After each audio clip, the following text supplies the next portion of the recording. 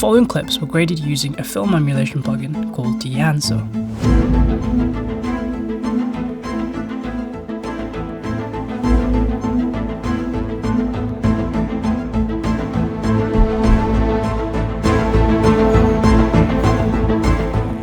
Today we'll be going over what we think about the film emulation tool, Dehancer, as well as a quick tutorial on Davinci Resolve on how we grade Sony mirrorless footage as well as B-RAW using the plugin.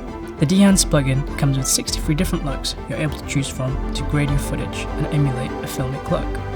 Dehancer did send us a trial to use which we've been testing out this last month.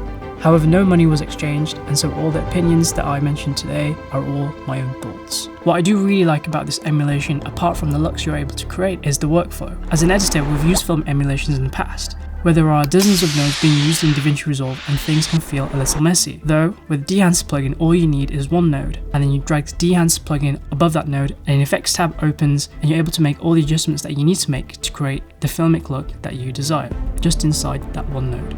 Then, if you wanted to add more nodes to tweak your look, you're able to do so. However, even when you do add these new nodes, things do feel a lot more clean and more organized. Overall, I really like the different looks you're able to create with this plugin, even with very budget-friendly cameras such as Sony or Canon mirrorless cameras, or even footage from your iPhone. There aren't too many faults I can find with Dehancer, apart from it may take time for somebody to learn all the different types of profiles and what works best for them and their project. Alright, let's go over exactly how I graded these 3 clips in Davinci Resolve using the Dehancer plugin.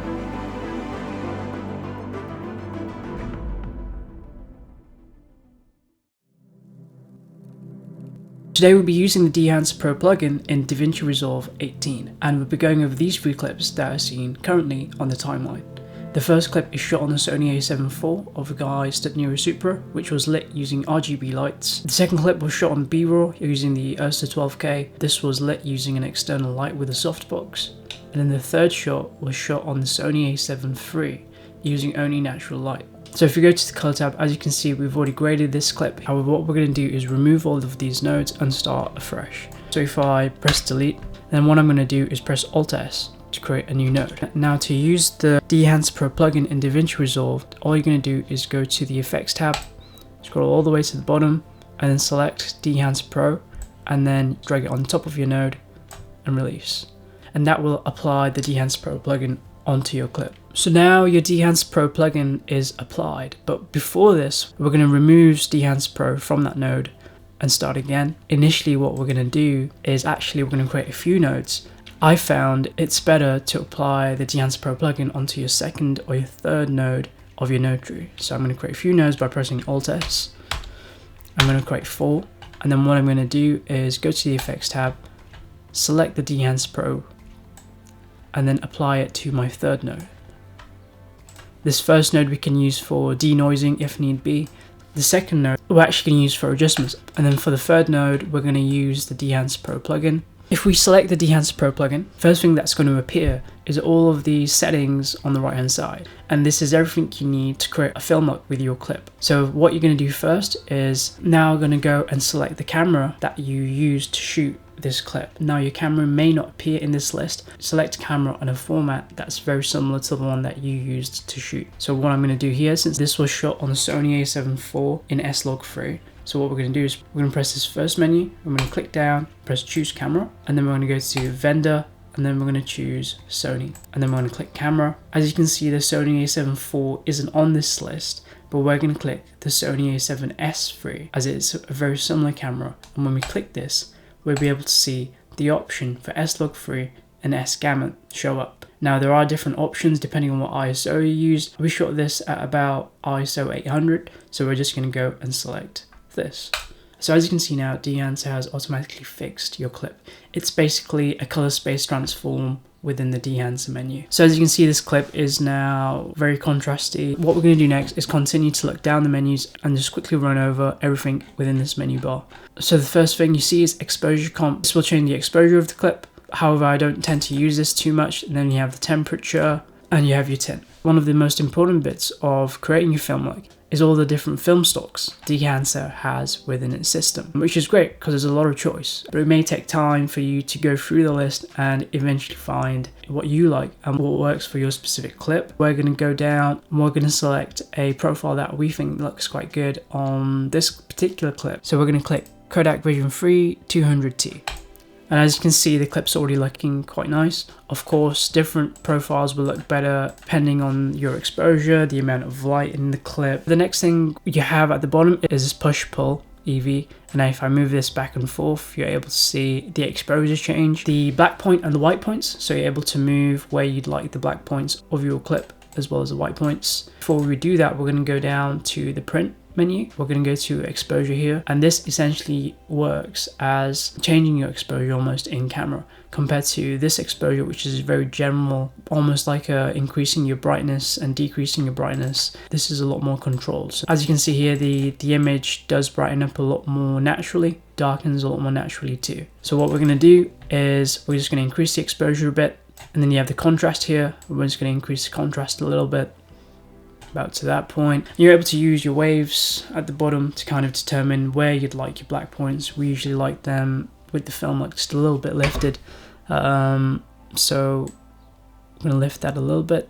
And then we have color density and saturation. With color density, we really like to just bump that up to 100. With analog range limiter, this helps expose your clip to where the film stock would originally expose for. Next we have the color head, and you're able to adjust the colors a little bit to create a more stylistic image, or even just adjust the colors to your liking a bit. This is honestly where a lot of the look does get created. So here what we're going to do is put a bit more cyan into the clip. So we're going to push that back. As you can see, the clip does get a bit more blue. Is going to push a little bit of green into the clip, and then we're going to put a little bit of yellow by taking this back, but not too much. So as you can see the clip now, so this was a before and after, you're able to already get quite a cool image just from adjusting the parameters on this one particular node, which is really helpful workflow wise, and you're not messing around with loads of different nodes and trying to remember which one does what. Of course, usually you can label your nodes just to stay organized. So here we have preserve exposure and impact. The impact is basically almost like the opacity for these color heads. So you can reduce it to remove all their effects or increase it. And then you have preserve exposure. So if you want to maintain your exposure, you can leave that at 100. If you don't, you can remove that, and whenever you adjust your color heads, it will adjust the exposure for your clips. So with film grain, we find this grain is a little bit too strong for us. So what we usually do is reduce the amount, remove the grain within the shadows a little bit, remove all the grain in the shadows. You can only see grain really within the midtones and the highlights. You can play around with the size. If you like your grain a lot bigger, you can do this. If you like your grain smaller, you can reduce it. The next section is halation. So if we enable this at the bottom, same with the film grain. If you want to disable the film grain, you're able to do this. You're able to get a much more cleaner look for your image. What I'm going to do is just amplify this so you can see it is creating a nice red halation around the highlights, which is really nice. And then what I'm going to do is just diffuse it a little bit, and if you wanted to, you could change the color of it, of course, here, so you can make it more orangey, less red, or push it more towards red. So if it's too much for you, you can always reduce the local diffusion. So now you can see on the headlights of the Supra, you've also got this halation that's appeared. Of course, if things are a bit too strong, you can always reduce it. The next part is bloom. So with bloom, if I press enabled, you're able to see you just get this nice diffused light across the highlights. Disable and enable, you're able to see the difference. It does create a much more softer look for your image, which does kind of help sell the film look. And to be honest, that looks good as it is, but of course, if you wanted to adjust how strong the bloom was, you can adjust it using the amplify slider. If you wanted to save the details, reduce this slider here, and then of course you can also use the impact as the amplifier. If you want the bloom to be more diffused or less diffused, of course all you have to do is just use the diffusion slider. So if we look back here, it's looking quite nice. You then also have your vignette. your film breadth, and your gate weave. So say now you're happy with the colors and that you're happy with the look. However, the exposure, the contrast, you're not able to get it to a point where you're just like, yes, this looks good. What you're able to now do, you're able to go back to your previous node that you've created, select this, and then adjust whatever you need to adjust. So if you wanted the image to be less contrasty, and reduce the contrast here, or if you wanted it to be more contrasty, you could increase that here as well as changing the pivot of the contrast.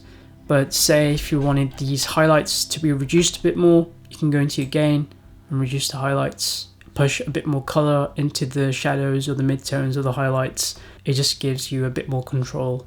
Instead of doing it afterwards where you've lost all that information, it's better to do it beforehand, if that does make sense. The final node, this is what we use for sharpening. So if we select this tab here, all we're going to do is go to the radius and reduce this to about 0.47. Now if you play this,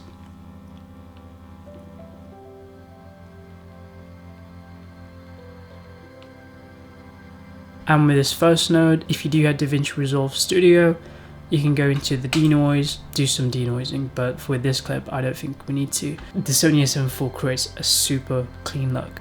Say now you've created this look and you've done all your adjustments, I would recommend now is when you go through all the different profiles to select and see which profiles you like the look of. So if we just go through to these different looks, as you can see, you have these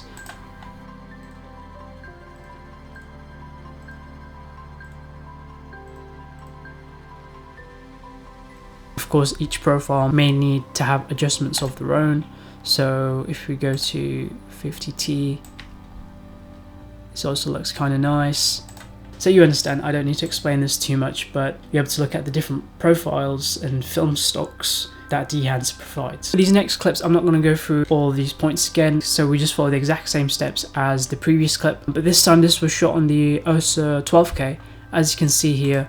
So when you do select Blackmagic Design for your vendor, only the 4K and the 6K Pocket Cinema cameras come up. So we're going to click Pocket 6K, and then we're just going to click Select Film Gen 5 ISO 400. We did shoot this at ISO 800, but 400, it doesn't really matter too much. So we selected this, and then what we did is for this one we selected CineStill 800T. Now for the previous one we did select Kodak Vision 200T, and this does give a different look. You're able to see we've created this look using CineStill 800T, and we did the same thing, adjusted the exposure, the contrast, kept the film grain, not too much. We didn't enable the halation on this one, but we did add some bloom. As you're able to see a before and after, it just softens the image a lot. And the great thing about this is if you look at the before and after, you're able to see the amount of texture Dehancer just has brought into the clip, which is really nice. And texture is a really big thing about film. So if you watch movies that are shot in film, a big thing that I've noticed, the images are just very textured and it just has a really, really nice feel to them. So if we have a look through this clip,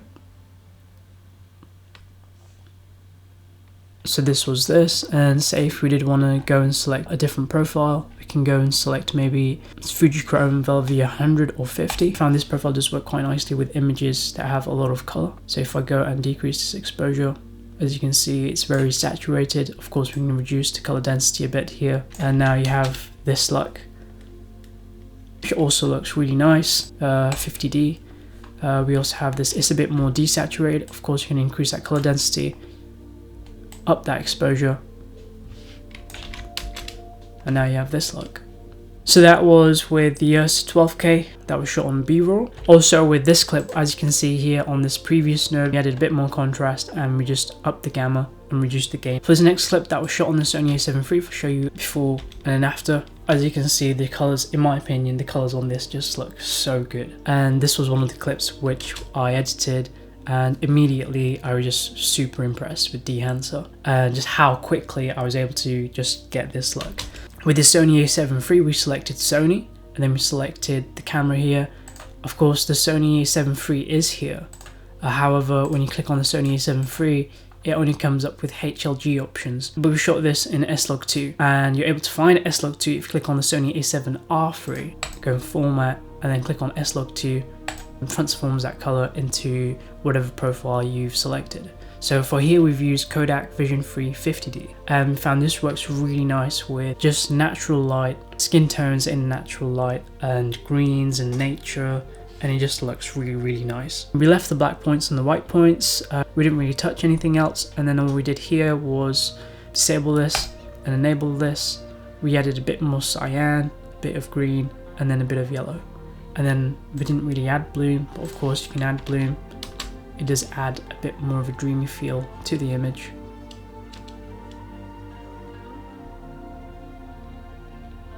We didn't really touch upon film breath or gate weave, but you can have a look around these yourself. So that was a quick rundown of the Dehancer Pro plugin in Davinci Resolve 18. If you did want to get this plugin yourself, or Davinci or even Premiere Pro, download this from the website. You can use our discount code, which I'll put up on the screen somewhere now. You can get 10% off. So again, thank you for watching. Things have been quite busy recently, hence why we haven't been able to push out too many YouTube videos, but it's something we do really want to keep pushing towards the end of the year and in the next year coming.